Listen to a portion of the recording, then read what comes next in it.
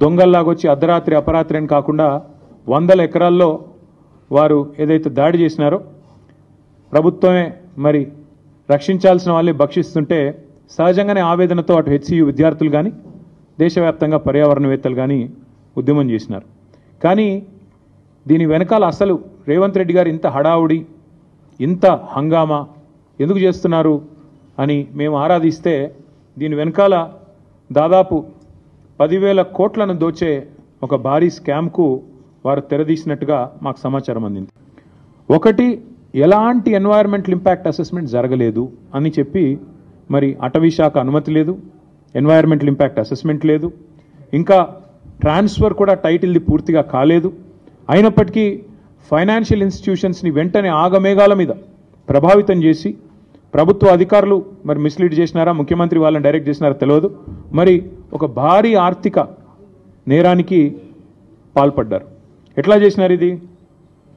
ముఖ్యమంత్రి గారికి ఒక బీజేపీ ఎంపీ పూర్తి స్థాయిలో వెనుక ఉండి సహకరించి ఒక బ్రోకర్ కంపెనీని తీసుకొచ్చారు. ఆ కంపెనీ పేరు trust investment advisers private limited అనే పేరుకు మర్చెంట్ బ్యాంకర్, బట్ చేసేది బ్రోకరేజ్. వారు ఈ కాన్సెప్ట్ వారికి చెప్పారు, మీకు ఎఫ్ఆర్బిఎంను బైపాస్ చేస్తూ మీకు డబ్బులు తెచ్చిస్తాము, మీరు దానికి గాను మాకు డబ్బులు ఇవ్వండి, ఆ తర్వాత మీ ఇష్టం ఉన్న వాళ్ళకు భూములు అమ్ముకోండి. ఇది ఓవరాల్గా స్కీమ్. దీనిలో అన్ని నిబంధనలు మొత్తం అన్ని చట్టాలు నిబంధనలు సుప్రీంకోర్టు తీర్పులు అన్నిటినీ తుంగలో దొక్కారు. ఆర్బీఐ గైడ్ లైన్స్ను కూడా తుంగలో దొక్కారు. ఈ భూమి ఏదైతే ఉన్నదో ఈ 400 ఎకరాల అడవి భూమి అనే మాట నేను చాలా స్పష్టంగా అటవీ భూమి అనే మాట పూర్తిగా ఉన్న అవగాహనతో మాట్లాడుతున్నా. అది కూడా చాలా స్పష్టంగా సుప్రీంకోర్టు తీర్పుల ఆధారంగా మాట్లాడుతూ ఉన్నాను. ఎందుకంటే నిన్న హరీష్ రావు గారు మీకు చెప్పారు, మీరు చూశారు. సుప్రీంకోర్టు 1996లోనే అంటే దాదాపు 30 ఏళ్ల కిందటనే స్పష్టమైన తీర్పు ఇచ్చింది. అడవి అని ప్రత్యేకంగా రిజర్వ్ ఫారెస్ట్ అని డిక్లేర్ చేయకపోయినా అడవులకు ఉండాల్సిన లక్షణాలు ఉంటే 0.4 క్యానపీ ఉంటే ఖచ్చితంగా అది ప్రైవేట్ ల్యాండ్ అయినా ఓనర్షిప్ ఎవరిదైనా ఖచ్చితంగా దాన్ని అటవీ భూమిగానే గుర్తించాలి అని సుప్రీంకోర్టు తీర్పు ఇవ్వడమే కాకుండా సుప్రీంకోర్టు రాష్ట్ర ప్రభుత్వాలకు ఆదేశం కూడా ఇచ్చింది. ఏమని? మీ దగ్గర సుప్రీంకోర్టు తీర్పుకు అనుకూలంగా ఓనర్షిప్ ఎవరిదున్నా అట్లాంటి భూములు ఎక్కడెక్కడ ఉన్నాయి లెక్క తీయండి, దాన్ని రిజర్వ్ ఫారెస్ట్గా ఆల్రెడీ డిక్లేర్ చేసి ఉన్నా చేయకపోయినా ఆ లిస్టు మాకు పంపించండి అంటే ఇక్కడ కూడా మన తెలంగాణ ప్రభుత్వం కూడా రేవంత్ రెడ్డి ప్రభుత్వం కూడా సుప్రీంకోర్టు ఆదేశాలకు అనుగుణంగా ఒక కమిటీని కూడా ఏర్పాటు చేసింది ఆ స్థలాలను గుర్తించడానికి. అందుకే 0.4 క్యానపీ ఉన్న ఈ భూమి ఖచ్చితంగా అటవీ భూమి. మీరు చూస్తారు సుప్రీంకోర్టు ఆల్రెడీ దాన్ని అటవీ భూమిగానే చెప్పింది. మన జస్టిస్ గవాయ్ గారు కూడా చెప్పారు. ఫారెస్ట్ కన్జర్వేషన్ యాక్ట్ 1980 ప్రకారం రేవంత్ రెడ్డి గారు చేసిన అతిపెద్ద ఫైనాన్షియల్ ఫ్రాడ్ ఏంటి అంటే ఒక అటవీ భూమిని ఇవాళ తాకట్టు పెట్టడం లేదా అమ్మడం, ఆ అధికారం గవర్నమెంట్ కూడా లేదు. ఇక్కడ విచిత్రం ఏంటంటే అక్కడ ఒకవైపు గవర్నమెంటే చెప్తున్నది 26,900 పర్ గజం అని, ఇంకోవైపు మరి గవర్నమెంటే 75 కోట్లు పర్ ఎకరం అని చెప్పి లోన్ తెచ్చుకునే ప్రయత్నం చేస్తూ ఉంది. రెండిట్లో ఏది కరెక్టు? అయితే నువ్వు 75 కోట్లన్నా మరి ఆ మార్కెట్ రిజిస్ట్రేషన్ వాల్యూ కూడా పెంచాలి. చుట్టూ కూడా అంతా కూడా 75 కోట్లు ఉంది కాబట్టి 75 కోట్లు స్టాంప్స్ అండ్ రిజిస్ట్రేషన్ వాల్యూ కూడా అంతే అని చెప్పి అదన్నా పెంచాలా. Because otherwise it's loss to the state exchequer. రాష్ట్ర ఖజానాకు చిల్లుబడ్డట్టే కదా. 75 కోట్లు అని చెప్పి నువ్వే ధర అని చెప్పి ప్రభుత్వం నేరుగా బ్యాంకుల దగ్గరికి పోయి మరొక వైపు 12-13 కోట్లకే ఎకరం అమ్ముతుంటే అది రాష్ట్ర ఖజానాకు చిల్లుబడ్డట్టే కదా. అయితే అదైనా తప్పు. లేదా నువ్వు బ్యాంకులను మిస్లీడ్ చేస్తూ దేశాన్ని మిస్లీడ్ చేస్తూ ఆర్బీఐని మిస్లీడ్ చేస్తూ అక్కడ లేని వాల్యూ ఉన్నట్టు చూపెట్టి ఇవాళ 75 కోట్లకు దాన్ని చూపెట్టి వాల్యూని క్రియేట్ చేసి ఆర్టిఫిషియల్గా దాని మీదకెళ్ళి లోన్ తెచ్చి ఇవాళ బ్యాంకులతో పాటు రిజర్వ్ బ్యాంకును తప్పకుండా దేశాన్ని కూడా మోసం చేసినట్టుగానే భావించాల్సి వస్తుంది. ఇంకా విచిత్రంగా ఉంది ఇక్కడ స్టోరీ. 5,239 కోట్ల విలువైన భూమిని 30,000 కోట్లని చూపెట్టారు మొదలు. ఆ తర్వాత ఇంకా విచిత్రంగా వెంటనే ఆగమేఘాల మీద వెంటనే వాళ్ళు డిసైడ్ చేశారు రేట్లు. 169 కోట్లు ఆ బ్రోకర్కి ఇచ్చినారు. మధ్యలో వెంటనే ఆగమేఘాల మీద 10,000 కోట్ల రూపాయలు బాండ్స్ రూపంలో ఐసిఐసిఐ బ్యాంక్ రిలీజ్ చేసింది. వీళ్ళు తెచ్చుకున్నారు, ఖర్చు కూడా పెట్టారు, కాంట్రాక్టర్లకు కమిషన్లకు ఇచ్చుకున్నారు. ఇక్కడ ఇంట్రెస్టింగ్ విషయం ఏంటంటే జీవో నెంబర్ 54 ప్రకారం పోయిన సంవత్సరం ఐ థింక్ ఇన్ జూన్ మీరే 75 కోట్ల పర్ ఎకరం అని చెప్పారు. దానికి కోకాపేటలో ఉండే 100 కోట్లు పర్ ఎకరం అనే ఆప్షన్ని ఒక ఎగ్జాంపుల్గా బెంచ్ మార్క్ కింద మీరే చూపెట్టారు. కానీ విత్ ఇన్ 5 months జూన్లో మీరే జీవో ఇస్తారు 75 కోట్లు అంటారు. విత్ ఇన్ 5 months మళ్ళీ ఇంకో సంస్థతో ఏదో అసెస్మెంట్ చేయించారంట. November 23 నాడు valuation report, this is done by some ఫరీష్ Rao and Rao associates అనే సంస్థతో అసెస్మెంట్ చేసి November 23 నాడు కొత్త వాల్యుయేషన్ తీసుకొచ్చారు. లేదు మేము చెప్పింది తప్పు, ఆ జీవోలో చెప్పింది తప్పు, 75 కోట్లు అనేది దాన్ని తగ్గిస్తున్నాము అని చెప్పి కేవలం 75 కాదు 52 కోట్లు అని చెప్పి మళ్ళీ ఒక రిపోర్ట్ తయారు చేశారు. This is November 23. Why did it change? ఏం మారింది? 5 నెలల్లో 23 కోట్లు ఎందుకు తగ్గింది? ప్రభుత్వం సమాధానం చెప్తుందా? చెప్పదు. బ్యాంకర్ సమాధానం చెప్తాడా? చెప్పడు. దీని వెనకాల జరిగిన మతలబ్ ఏంది? చెప్పరు. ఆర్బీఐ గైడ్ లైన్స్ను కూడా తుంగలో దొక్కారు. ఎట్లా? I will explain to you. ఈ ట్రస్ట్ ఇన్వెస్ట్మెంట్ అడ్వైజర్ అనే కంపెనీ వారికి రాష్ట్ర ప్రభుత్వం ఇప్పటికే 170 కోట్లు, దాదాపు 170 కోట్లు, 169 కోట్ల చిల్లర వారు ఇప్పటికే లంచం రూపంలో చెల్లించారు. వాళ్ళు సరే దాన్ని కమిషన్ అంటారు, నేనైతే పక్కా చేసింది నేరం కాబట్టి లంచమనే అంటున్నా. ఆ ట్రస్ట్ ఇన్వెస్ట్మెంట్ అడ్వైజర్ వాళ్ళు ఇంకొక ఫైనాన్షియల్ అడ్వైజరీ సర్వీసెస్ ఫామ్ని ముంగట పెట్టారు.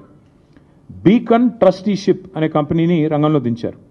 ఇదంతా కూడా ఏంటంటే ఒక స్కీమ్ ప్రకారం. ఇక్కడ ఇంపార్టెంట్ పాయింట్, పేరుకు పోయిన సంవత్సరమే రాష్ట్ర ప్రభుత్వం మాకు సుప్రీంకోర్టు తీర్పు రాగానే ఈ భూమిని మేము 75 కోట్లు పర్ ఎకరం మేము టీజీఐఏసీకి బదలాయిస్తున్నామని చెప్పి ఒక జీవో ఇచ్చింది. కానీ జీవో మాత్రమే ఇచ్చింది తప్ప ఆ ల్యాండ్ను ఎలియనేషన్ చేయలేదు, సేల్ డీడ్ చేయలేదు, మ్యూటేషన్ కూడా కాలేదు. అయినప్పటికీ తనకు చెందని భూమి, మ్యూటేషన్ అయితేనే నీ పేరు మీదకి ఓనర్షిప్ వస్తేనే ఆ ల్యాండ్ నీదన్నట్టు లెక్క. ఇప్పుడు హెచ్ఈయూ కూడా అదే అంటున్నారు కదా, హెచ్ఈయూకి ల్యాండే లేదు, హెచ్ఈయూ ల్యాండ్స్ అన్ని మావే అని గవర్నమెంట్ ఎందుకు అంటుంది? ఎందుకంటే మ్యూటేషన్ కాలేదు కాబట్టి ఇంకా రికార్డ్స్ ప్రకారం నాదే ప్రభుత్వ భూమి అని ఈరోజు కూడా ప్రభుత్వం అదే వాదన చేస్తూ ఉంది. ఇవాళ ఇక్కడ కూడా అక్షరాల అదే జరిగింది. జనరల్గా ఇప్పుడు ఉదాహరణకి మీరు ఎవరైనా సరే వ్యక్తిగతంగా మనం ఒక ప్రాపర్టీ, మనకు ఒక ఇల్లో ఫ్లాట్ ఉందనుకోండి, లేదా ఒక ప్లాట్ ఉందనుకోండి, దాని మీద లోన్ తీసుకోవాలనుకుంటున్నారు తనఖా పెట్టి. జనరల్గా ప్రాసెస్ ఏముంటుంది? ఆ ఏరియాలో మీరు ఫలానా ఏరియాలో మీకు ఒక ఫ్లాట్ ఉంది, దాని యొక్క రిజిస్టర్డ్ వాల్యూ ఎంత, మీరు రిజిస్టర్ చేసుకున్నప్పుడు ప్రభుత్వానికి ఏ రిజిస్ట్రేషన్ రేట్ ప్రకారం మీరు డబ్బులు కట్టారు, స్టాంప్ డ్యూటీ ఎంత కట్టారు, దాన్ని బట్టి రిజిస్టర్డ్ వాల్యూ ఎంత. కాకపోతే జనరల్గా ఏముంటుంది, రిజిస్టర్డ్ వాల్యూకి జనరల్గా మార్కెట్ వాల్యూకి ఉండే కొంత అంతరం ఉంటుంది. ఆ మార్కెట్ వాల్యూ ఎంత, దాన్ని బేస్ చేసుకొని మీకు అల్టిమేట్గా లోను ఇస్తారు. ఎందుకంటే దాన్ని తనఖా పెట్టుకోనో లేకపోతే దాన్ని గ్యారంటీ కింద పెట్టుకొని మీకు ఇస్తారు. ఇక్కడ ఏం జరిగింది ఈ విషయంలో? 1 కాదు 2 కాదు, అన్నిటినీ తుంగలో దొక్కుతూ ఈ ఫారెస్ట్ యాక్ట్ కానీ ఇందాక నేను చెప్పినట్టు అసలు ఓనర్షిప్ లేదన్న విషయం పక్కన పెట్టి TGIAC has no ownership of the land. TGIAC ఒక పేరుకు ఒక జీవో ఇచ్చారు తప్ప ఇంతవరకు సేల్ డీడ్ కాలేదు, ఎలినేషన్ కాలేదు, మ్యూటేషన్ కాలేదు. TGIAC is not the owner of the land.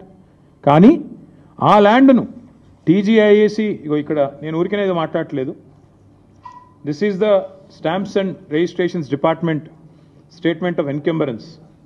ఏదైతే రేవంత్ రెడ్డి గారి ప్రభుత్వం ఈ భూములు తనవి కాకపోయినప్పటికీ ఏదైతే టీజీఐఏసీ ఆ బీకన్ అనే కంపెనీకి రాసిచ్చేసిందో దానికి సంబంధించిన వివరాలు. ఈసీ ఎన్కంబరెన్స్ మీరు కూడా దొరుకుతుంది, ఆన్లైన్ వెతికితే మీకు కూడా వెంటనే దొరుకుతుంది. తనది కాదు భూమి, కేవలం జీవో ఉంది తప్ప ఈరోజు వరకు సేల్ డీడ్ కాలేదు, మ్యూటేషన్ కాలేదు. అయినా తనది కాని భూమిని తాకట్టు పెట్టి టీజీఐఏసీ ముఖ్యమంత్రి గారు అదేదో వారెవరో బ్రోకర్ సంస్థ చెప్పిందని పట్టుకొని పెట్టేసినారు. పెట్టేస్తే జనరల్గా ఏమవుతుంది, లోన్ ప్రాసెస్ స్టార్ట్ అయ్యేటప్పుడు 3-4 విషయాలు చూసుకుంటారు. ఏ బ్యాంక్ అయినా కూడా ఏం చూస్తారు?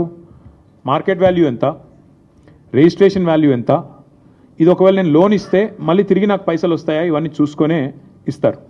కానీ ఇక్కడేం జరిగింది, అసలు ఈ భూమికి యాజమాన్య పత్రాలు లేవు, రిజిస్ట్రేషన్ డాక్యుమెంట్ లేదు. That itself is a big crime. First టీజీఐఏసీని, ఇండస్ట్రీస్ డిపార్ట్మెంట్ని, ఇండస్ట్రీస్ సెక్రటరీని జైల్లో వేసేంత పవర్ఫుల్ ఎవిడెన్స్ ఇక్కడే ఉంది. నీది కాని భూమి నువ్వు ఎట్లా అమ్ముతావు అసలు? ఇప్పుడు రంగారావు గారి భూమి లేదా ఆయనకు ఫ్లాట్ ఉంది, నేను తనఖా పెట్టి తీసుకున్నాను అనుకోండి డబ్బులు. ఫస్ట్ ఆఫ్ ఆల్ ఎవడన్నా ఇస్తే వాడిది తప్పే అవుతుంది, నాది కూడా తప్పే అవుతుంది. ఆయన నాది కాని దాన్ని తీసుకుపోయి నేను పెడితే నాది తప్పే, ఇచ్చే ఇన్స్టిట్యూషన్ కూడా తప్పే అవుతుంది. అట్లాగే ఇక్కడ తనకు సంబంధం లేని భూమిని ఇవాళ రిజిస్ట్రేషన్ పత్రం లేదు, యాజమాన్య పత్రం లేదు, ఏది లేకపోయినప్పటికీ ఒక నామమాత్రపు జీవో, అది కూడా ఎప్పుడు ఇచ్చారు? 26/6/2024లో జీవో నెంబర్ 54 ప్రకారం ఇచ్చేస్తున్నాం భూములు అని చెప్పి పేపర్ మీద మాత్రం ఇచ్చేసినారు. పేపర్ మీద తప్ప తర్వాత ఫాలో అప్ లేదు, సేల్ డీడ్ లేదు, రిజిస్ట్రేషన్ లేదు, మ్యూటేషన్ లేదు, ఏది జరగలేదు. కేవలం టైటిల్ ట్రాన్స్ఫర్ కూడా కాకుండానే నాది అని టీజీఐసి బ్యాంకుల దగ్గరికి, బ్రోకర్ల దగ్గరికి పోయింది. That is the biggest crime number 1. ఈ మొత్తం కుంభకోణం వెనకాల రేవంత్ రెడ్డి గారికి అండగా బ్యాక్గ్రౌండ్లో నిలబడ్డది, ఈ అంతా మేనేజ్మెంట్ అంతా చేసింది ఒక బీజేపీ ఎంపీ. ఆ బీజేపీ ఎంపీ గారికి ఈయన కూడా కొంత అనుచితమైన లబ్ధి చేకూరుస్తున్నారు రాష్ట్ర ప్రభుత్వం ద్వారా. ఎందుకంటే ఇక క్విడ్ ప్రోకో కదా, నేను ఇది చేస్తాను, నాకు అది చేయాలి, అది జరుగుతూ ఉంది ఇప్పుడు. ఇక ఇప్పటికిప్పుడు నేను దొంగ చేతికి తాళాలు ఇవ్వను. ఆ ఎంపీ గారి పేరు కూడా నేను బయట పెడతాను, నెక్స్ట్ ఎపిసోడ్లో బయట పెడతాను. ఎందుకంటే దీని వెనకాల ఉన్నది మొత్తం, దీని వెనకాల నడుపుతున్నది ఆ బ్రోకర్ను తెచ్చింది, ఆ బ్రోకర్ను రాష్ట్ర ప్రభుత్వానికి అటాచ్ చేసింది, ఆ బ్రోకర్ని అల్టిమేట్గా ఈ రకంగా ఆర్బీఐ, ఐసిఐసిఐ బ్యాంకు నిబంధనలు పాటించకుండా ఆగమేఘాల మీద 10,000 కోట్ల రూపాయలు అన్నిటిని వయలేట్ చేస్తూ తెచ్చింది కూడా ఆ ఎంపీ గారి సారథ్యంలోని ఆ బ్రోకర్. ఎందుకంటే అంత స్ట్రాంగ్ బ్యాకింగ్ ఉంటేనే యూనియన్ గవర్నమెంట్ది ఇంత వేగంగా డబ్బులు వస్తాయి. లేకపోతే 10 రూపాయలు పుట్టాలన్న సామాన్యుడికి దేశంలో 10 రూపాయలు బ్యాంకు నుంచి రావాలంటే 10 క్వశ్చన్లు కాదు 100 క్వశ్చన్లు అడుగుతారు. ఒక లోను శాంక్షన్ కావాలంటే, హోమ్ లోన్ మీ అందరికీ తెలుసు, అందరికీ ఉండే ఉంటాయి ఇక్కడ లోన్లు. హోమ్ లోన్ శాంక్షన్ కావాలంటే ఎన్ని పేపర్లు దస్తఖత్ పెట్టాలి? అట్లాంటిది 10,000 కోట్లు నీది కాని భూమికి కూడా ఇచ్చిన వాడు నేరస్తుడా కాదా? నేను వదిలిపెట్టను కూడా ఈ అంశాన్ని. దీన్ని మేము ఇవాళ I'm writing to the governor of Reserve Bank of India. I'm also writing to the Serious Fraud Investigation Office, Ministry of Corporate Affairs, Government of India. I'm also writing to the SEBI. SEBI ఎందుకు రాస్తున్నాను అంటే, ఆ Beacon అనేవాడు, Beacon trusteeship అనేవాడు, he's already a member of the stock exchange. అట్లాగే we're writing to the Central Vigilance Commission and we're also writing to the Central bureau of investigation. ఈ 5 ఏజెన్సీలకి ఇవాళ మా పార్టీ తరఫున ఇప్పుడు నేను మీకు చెప్పిన విషయాలు, వాటితో పాటు మిగతా వివరాలు, అనెక్జర్స్తో సహా, మొత్తం అన్ని ఆధారాలతో సహా మేము ఈ 5 ఏజెన్సీస్కి, నేను మళ్ళీ చెప్తాను, రిజర్వ్ బ్యాంక్ ఆఫ్ ఇండియాకి, ఎందుకంటే ICICI bank is ultimately answerable to reserve Bank of India, serious Fraud Investigation office, this is called SFIO, వారికి మినిస్ట్రీ ఆఫ్ కార్పొరేట్ అఫైర్స్ కింద వస్తుంది, వారికి, వారితో పాటు సెబీకి, సివిసికి, సిబిఐకి, 5గురికి కూడా ఇవాళ మా పార్టీ తరఫున నేను వ్యక్తిగతంగా అన్ని ఆధారాలతో లెటర్ రాస్తా ఉన్నాను. ఖచ్చితంగా ఇన్వెస్టిగేట్ చేయాలని చెప్పి కూడా నేను వారిని కోరుతా ఉన్నా. నేను ఇంకొక మాట కూడా చెప్తా ఉన్నా, నిజంగానే మాట్లాడితే తెల్లారలేస్తే బీజేపీ నాయకులు మాట్లాడుతూ ఉంటారు, ఏదో బీఆర్ఎస్, కాంగ్రెస్ వీళ్ళంతా ఒకటే అని ఒకటి మాట్లాడతాడు. నేను బీజేపీ నాయకత్వాన్ని అడుగుతున్నా, నేను అనుకుంటా ఉన్నా ప్రధానమంత్రి గారికి లేదా ఫైనాన్స్ మినిస్టర్కి తెలియకుండానే జరిగిందని నేను అంటా ఉన్నా. I would like to give them the benefit of doubt. వాళ్ళకి తెలియకుండానే ఈ కింది లెవెల్లో బీజేపీ ఎంపీలుగా ఉన్న వాళ్ళు కొంతమంది చేసిన వ్యవహారం, వాళ్ళు బ్యాంకులను మేనేజ్ చేసినారని నేను అనుకుంటా ఉన్నా. ఒకవేళ నిజంగానే బీజేపీ సిన్సియర్గా ఉంటే, కేంద్ర ప్రభుత్వానికి చిత్తశుద్ధి ఉంటే, ఈ విషయంలో నేను స్పష్టంగా డిమాండ్ చేస్తా ఉన్నా, వెంటనే ఇన్వెస్టిగేషన్కి ఆదేశించండి. ఒకవేళ సిబిఐ కాకపోతే సివిసి లేదా SEBI can start an investigation, ED can start an investigation because money is involved, and even SFIO, serious Fraud Investigation office, can initiate enquiry.